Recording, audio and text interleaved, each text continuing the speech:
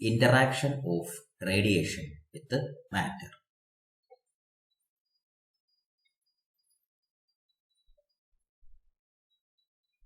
For considering the interaction, the radiations are mainly classified into two: charged particulate radiations and uncharged radiations. And they can be categorized as the following metrics. In the charged particulate radiations, we have heavy charged particles and fast electrons. And in the group uncharged radiations, neutrons, then X-rays and gamma rays.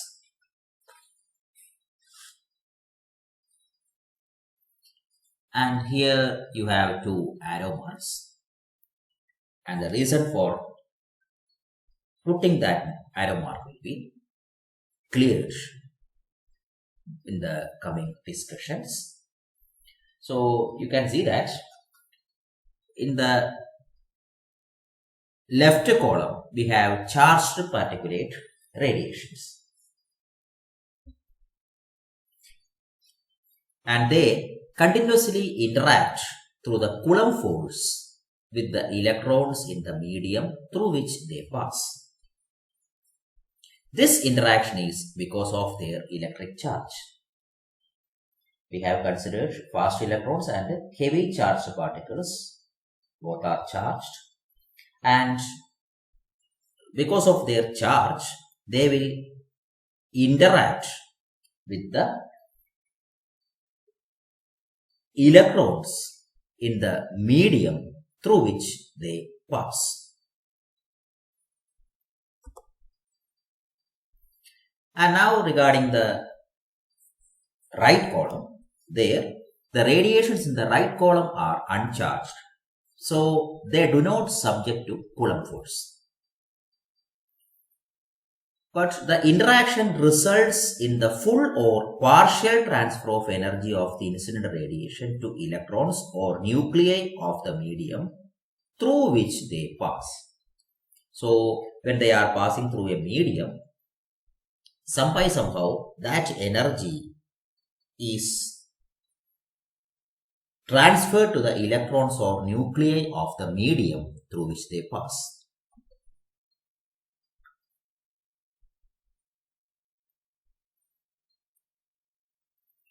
So you are saying that these radiations first undergo a catastrophic interaction. The horizontal arrows shown in the diagram illustrate the results of such catastrophic interactions. That means, once again coming to this, you can see that when this X-rays and gamma rays are passing through a medium, they are giving their energy mainly to electrons. So that is the interaction of them. Then when that energy is given to electrons, then that electrons are emitted as a secondary radiation, and then that secondary electrons are actually interacting with the medium. So this is the first one, radiation, actual radiation, and this is the second radiation, then they are interacting. So mainly this X-rays and gamma rays are becoming when losing where they are giving their energy to the medium, and by accepting that energy, electrons from the medium are emitted as fast electrons. Similarly, when neutrons are heated, they will be normally acting in the nucleus of the particles in the medium. So heavy charged particles may be emitted. So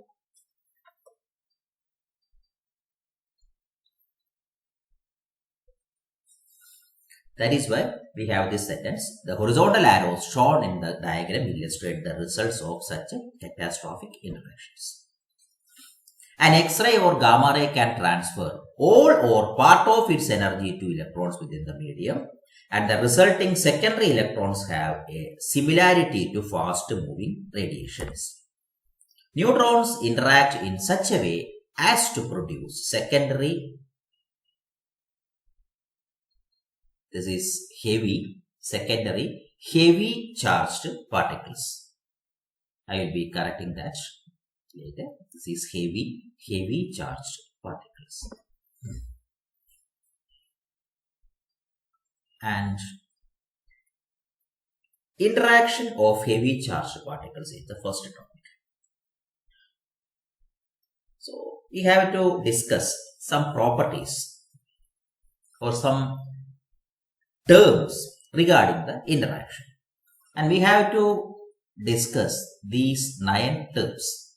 They are nature of interaction, then a term stopping power, energy loss characteristics, range, energy straggling and range straggling, stopping time, energy loss in absorbers, scattering loss, behavior of fission fragments. So one by one we will be discussing them. So we can start with the nature of the interaction. Heavy charged particles such as alpha particle interact with the matter primarily through Coulomb forces between their positive charge and the negative charge of the orbital electrons within the atoms. Although interactions of the particle with the nuclei, as in Rutherford scattering, or alpha particle induced reactions are also possible, such encounters occur rarely. So we are assuming that mainly the alpha particles are interacting with the orbital electrons and not with the nuclei. We have an experiment, alpha particle scattering experiment, where that alpha particle is interacting with the nuclei in your Rutherford scattering. But for getting such an interaction, you need some high energy as well as some other conditions. But such interactions are actually rare, and the most common reactions are interaction of that charged heavy particles with the orbital electrons. Upon entering any absorbing medium, the charged particle immediately interacts simultaneously with many electrons. In the medium, for a particular atom, you have so many electrons. So that means its energy can be given. That means it is passing through a medium, and in that medium you have an atom, and that atom, so many electrons are there. So the force of, if it is positive charge, the force of attraction of that positive charge particle can be on a number of electrons. And it is not a single electron, it can be on a number of electrons. So in any one such encounter, the electron feels an impulse from the attractive Coulomb force as the particle passes its vicinity. So you have a number of electrons, and this charged particle is passing through it. So when it is very close to a particular electron, you can see that electron can be attracted out of the atom, and there will be distortion for other electrons also. So due to that distortion, there may be a change in position. That means what happens, we can see, depending on the proximity of the encounter, this impulse may be sufficient either to raise the electron to a higher lying shell within the absorber atom, or to remove completely the electron from the atom. And that term is familiar to us. From an inner orbit to an outer orbit, you are calling as excitation, and completely removal of electron known as ionization. So, for a particular electron, there can be excitation or ionization. And actually, this happens for a particular atom. And the energy that is transferred to the electron must come at the expense of the charged particle. And its velocity is therefore decreased as a result of the encounter. The maximum energy that can be transferred from a charged particle of mass m with the kinetic energy E to an electron of mass m0 in a single collision is 4e m0 by m.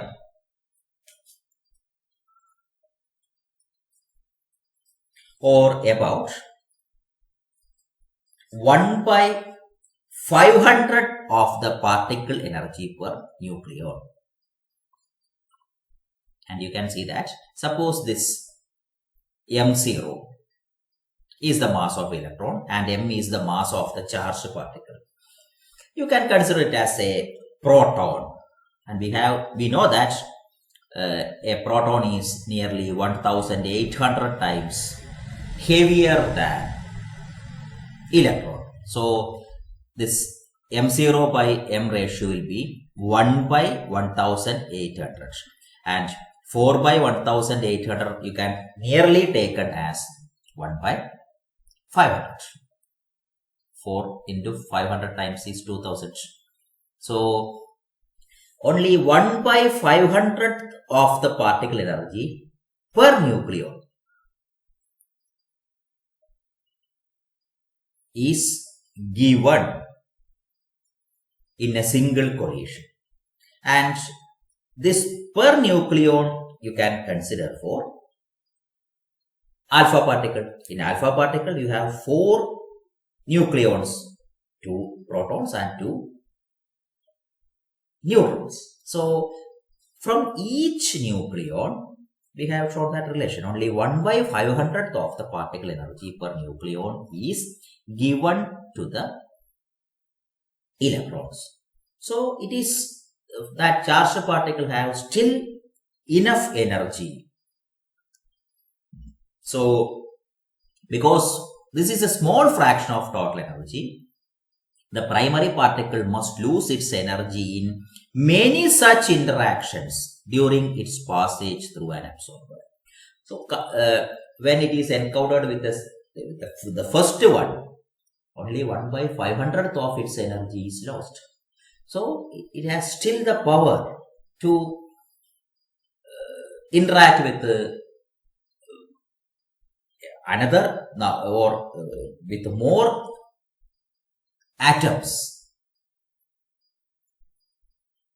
At any given time, the particle is interacting with many electrons, so the net effect is to decrease its velocity continuously until the particle is stopped. So due to this interaction, its energy is continuously decreasing, and it is not such that at a particular time it is interacting with only one atom. At the same time, it can interact with a number of atoms. So the particle is not greatly deflected by any one of encounter. That is, particle is not deflected by electrons. And that is an important point. In the case of electrons, I think you have studied that when it is entering a field, electric field, in the electric field there will be a deflection of that particle towards the positive charge, etc. And it will be deflecting away from negative charge. But heavy charged particles have mass much greater than that of electrons. So though its energy is decreasing, if it is going in a straight line or straight line path, its energy is decreasing, but its path is not deviating from that straight line path. Therefore, the tracks tend to be quite straight at their very end. So, up to the last end, you can consider it as a straight line. Charged particles are therefore characterized by a definite range in a given absorber material.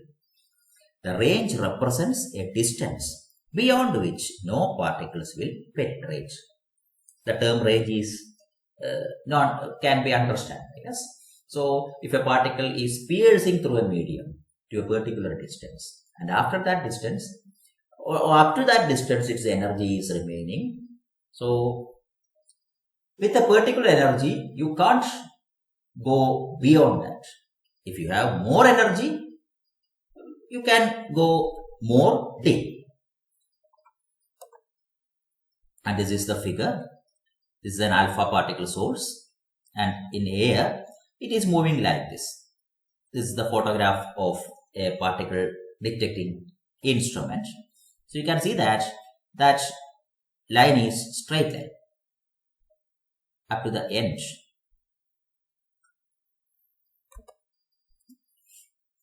In close encounters, an electron may undergo a large enough impulse. So after having left its parent atom, it still may have sufficient kinetic energy to create further ions. These energetic electrons are called delta rays. So when an electron is emitted from an atom, if it is emitted with very high energy, and that close encounter means that attraction will be very strong. So there will be much energy in that particular interaction. So an electron is required an energy known as the ionization energy to liberate out of the atom. So if it is through that interaction, if the energy is much greater than that one, that electron will be emitted with sufficient kinetic energy. And if that electrons are very high energy, they can knock out or they can interact with other electrons. So these energetic kinetic electrons we are calling as the delta rays. And this shows an indirect means by which the charged particle energy is transferred to the absorbing medium. So you can see that actually you have a positively charged particle, for example, and that charged particle is creating delta rays, and that delta rays are then interacting with the medium and its energy is lost. So that is a secondary actually transfer. That means actually that energy is from the heavy charged particle. So it is a indirect means by which energy of that charged particle is absorbed in the medium. And the next topic is stopping power. The linear stopping power, it is normally represented by the letter capital S, for charged particles in a given absorber is defined as the differential energy loss for that particle within the material divided by the corresponding differential path length. So this D is the decrease in energy or the change in energy, and this dx is the path length. You have put a minus sign here. That means this d is always a negative term. That means final minus initial. So that for that taking that loss, you are normally putting it as a minus sign. The value of minus dE by dx along a particle track is also called its specific energy loss or rate of energy loss.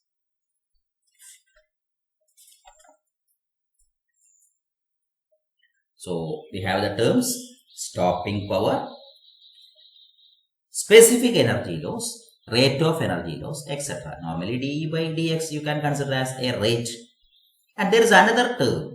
It is also known as linear energy transfer. that is LET.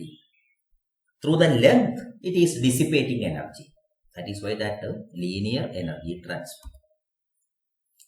For particles with a given charge stage, S increases as the particle velocity is decreased. And you can have an idea about this. And we will be discussing these concepts in the coming slides. The classical expression that describes the specific energy loss is known as the Bethe formula or Bethe-Bloch formula. And this is the Bethe formula. Minus dE by dx equal to 4 pi e raised to 4 z square m0 v square n b, where this b you are writing as, that b is not your binding energy, that b you are writing as capital Z into log natural 2 m0 v square by I minus log natural 1 minus v squared by c square minus v squared by c square. And now we will be explaining the term. You can see that you have a small z as well as a capital Z. So our expression is here in this v and small letter z. So v and ze are the velocity and charge of the primary particle. So actually E is the charge of electron. So if there are a number of charged particles that you can consider as Ze are the velocity for the charge of the primary particle. This capital N and capital Z are the number density and atomic number of the absorber atoms. M0 is the mass of electron rest mass and small e is the electronic charge. Now regarding this parameter I, the parameter I represents the average excitation and ionization potential of the absorber and is experimentally determined parameter for each element. For non-relativistic charged particles, so the condition is that V much less than C. Only the first term in V is significant. That means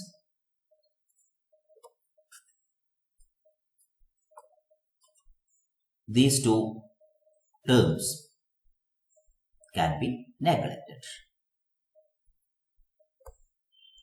And this Bethe formula is valid for different types of charged particles, provided their velocity remains large compared with the velocities of the orbital electrons in the absorbing atoms.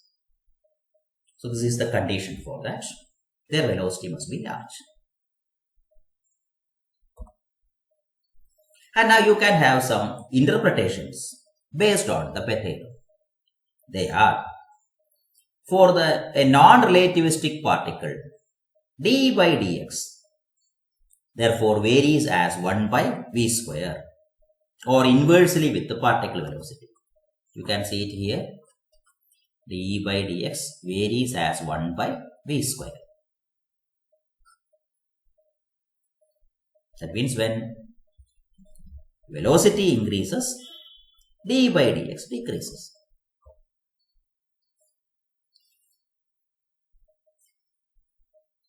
This behavior can be explained by noting that because the charged particle spends a greater time in the vicinity of a given electron, then its velocity is low. Then the impulse felt by the electron and hence the energy transfer is largest. When a charged particle is moving very fast, that means only for a small time it is in the vicinity of a particular atom. So that interaction time is very low, and so correspondingly the energy transfer will be always also low. But if velocity is small, for more time it can interact with the electron. So that interaction means when it is at a large distance, you are saying that no interaction. So when velocity is small, it is nearby to that atom for more time. Correspondingly, the energy transfer or the energy loss of that charged particle will be more. So when velocity is more, d by dx is less. That means dE, that dx you can consider as a factor. So mainly that d, when v is large, actually it depends on v square. Velocity is large, dE is small, and velocity is small, dE is large. And we can have the interpretations continued. When comparing different charged particles of the same velocity, the only factor that may change is small z square, which occurs in the numerator of the expression. Therefore, particles with the greatest charge will have the largest specific energy loss. For example, alpha particle will lose energy at a rate that is greater than protons of the same velocity. Again, we can come to the equation. This is the equation. So you are considering, actually this N and B correspond to the medium. So you have a particular medium, and through that medium, protons and alpha particles are moving with the same velocity. Again, V is also same. So this d by dx now depends on the term z square. Z is the atomic number, or Zd is actually the charge of the charged particle. So it depends on Z. For protons, that value is 1. And for alpha particle, that value is actually 2. So it's in the numerator. So d by dx directly depends on the Z of the charged particle. So alpha particle will be more. And suppose you have a heavy ion, its Z will be much larger than that of alpha particle. So the energy loss for that heavy ion will be much larger than alpha particle.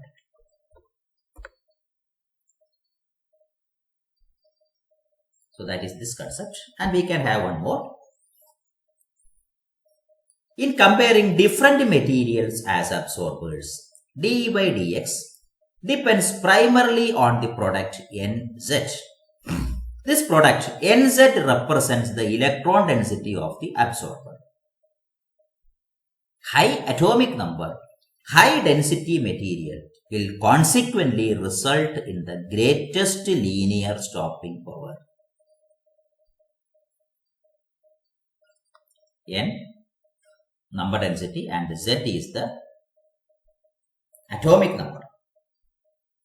So if you have air and water, you can see that this N will be more for water. So in water, d by dx will be more. And actually this, when you have a charged particle, when it is stopping after passing through a medium, you can see that d is same. Actually, it has great energy then to 0. That d is same, and dx is the distance through which it is moving. So in some medium, it will be moving large distance. So that d by dx will be small. And if that dx is small, d by dx will be large. So for a high density material, you can see that dx will be small. And for the lower density materials, dx will be large. So high density materials will have the greatest linear stopping power. And this is the variation of specific energy loss for a number of different charged particles over a wide energy range. That energy is the term depending on velocity. So you can see that actually our V0 is in the denominator. So as velocity increases, the energy loss decreases. So here particle energy is increasing. You can see that As the particle velocity is increasing, energy loss is continuously decreasing. This is for, actually here we are defining only about the protons and alpha particles, also for neutrons. But we have shown with the mu mesons, pi mesons, electrons, etc. And this electronic transfer we will be discussing only in the next session. So now I will just concentrate on these protons and alpha particles as example. Your energy, specific energy loss, or dE by dx, or actually minus dE by dx, is continuously decreasing as velocity increases. And again, our idea regarding Z. So, for the same energy,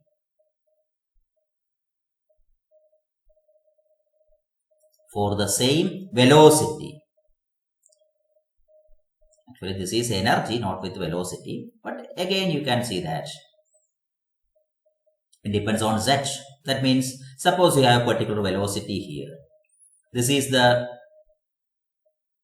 specific energy loss for proton, and for this 10⁻², and this is a specific energy loss for alpha particle. You can see that for alpha particle that energy loss is much larger than that for protons. It is due to the factor of Z square. And we have seen that it will be in the factor Z square, means it is nearly of the order of, say, 4.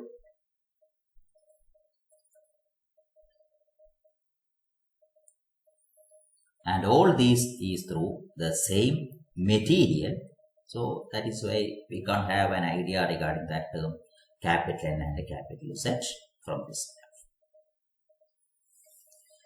And regarding this Bethe formula, it begins to fail at low particle energies where charge exchange between the particle and absorber becomes important.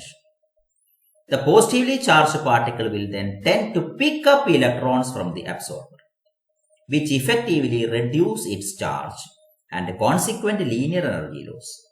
At the end of this track, the particle has accumulated small z electrons and becomes a neutral atom. So you may consider an alpha particle which has very low energy, or it is almost stationary. That means when it is very small velocity, it is almost stationary with respect to an atom. So then you have more time for interaction between the alpha particle and the absorber atom. So this will absorb electrons from the absorber atom, this alpha particle. And you can see that it can say absorb one electron from a particular atom, then it is slowly moving. Then from the next atom, it can absorb the second one, etc. That means that Z is a number of charge, say positive charge on the absorber. If it is a heavy ion, you have a large number of protons, or you have a large positive charge. So at each time it is absorbing electron. That Z number of electrons are accumulating on that. So finally that ion or heavy charged particle with the Z number of positive charge will be becoming a neutral.